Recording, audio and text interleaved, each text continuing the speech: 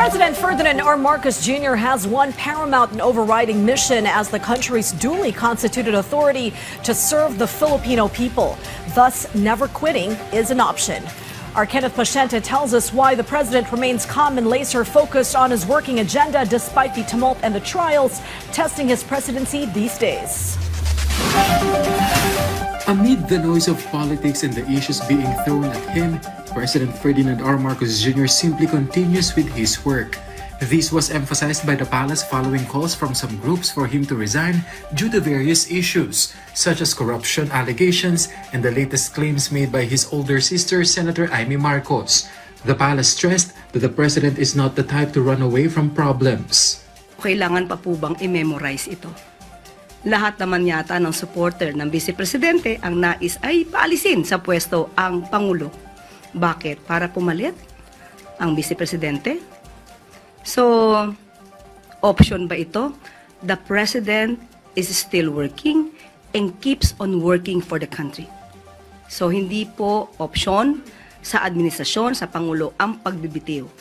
Ang Pangulo ay matapang, nahaharapin kung ano man ang suliranin ng bansa. At sila mga nag-iingay, sila ay ingay lamang. When asked whether the senator's actions were an attack or an act of affection from a sibling, the palace responded, "Can it be called affection if it is meant to malign?" The palace also addressed the senator's allegation that the president had been involved in illegal drugs issues since he was young. Parang may nabasa ako sa isang news na ang ating Pangulo ay nag-donate ng kanyang kidney sa kanyang ama. Paano po kayo makakapag-donate ng kidney ang isang tao na hindi healthy? So, banat o pagmamahal? Pagmamahal ba ang paninira sa sariling kapatid? Paninirang walang basihan.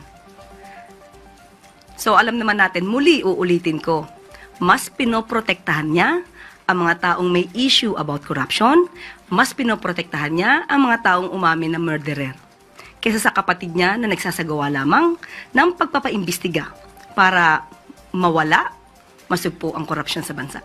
As for the senator's challenge that she would agree to a DNA test if the president would submit to a hair follicle test, the palace answered, "Uulit-ulitin ko, paulit-ulit. Ang Pangulo po ay malinis at ang Pangulo po ay hindi magpapadala sa anumang pag-uudyok. Pag-uudyok ng mga destabilizers, pag-uudyok ng mga obstructionists na walang gagawin kundi magbigay ng mga kondisyon, magbigay ng pag-uutos sa Pangulo kahit hindi na po ito naaayon sa kanyang pagtatrabaho." The palace also emphasized that these issues will not affect the president's governance. Instead, they will only reflect poorly on those spreading falsehoods. So, hindi po ito makakasira sa Pangulo dahil alam ng taumbayan, mas maraming taumbayan ang naniniwala sa ginagawa ng Pangulo para sugpuin ang korupsyon. The AFP's trust in the president also remains intact. Hindi mabigat ang aligasyon ni Senator Amy. Walang basihan. Kwentong walang kwenta. Kwentong kutsero. So, bakit magkakaroon ng pag-aalala ang mga miyembro ng AFP? Hindi dapat seryosohin ang mga aligasyon ni Senator Amy. Isa lamang itong ingay. For now, the palace says there are no plans to pursue any legal action against Senator Amy Marcos. Kenneth Paciente from the National TV for a new and better Philippines.